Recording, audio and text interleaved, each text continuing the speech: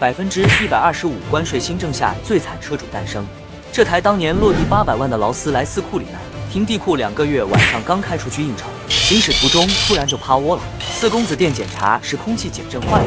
由于关税政策更换，4条报价将近20万，车主当场就受不了了。公司市值现在还起起落落，幸好司机大哥之前刷到过我们专业维修减震的视频，发现我们设备、环境、服务、售后都有保障，车主决定找我们进行维修整备，不是新件换不起，而是绝不向兔子国低头。视频都看到这里了，如果你也认可大哥的观点，评论区留言个支持，让兔子国知道我们的凝聚力，宁可站着流血也不跪着流泪。1个下午的时间，我们就把减震修复好了。这样的维修，我们收大哥多少合适？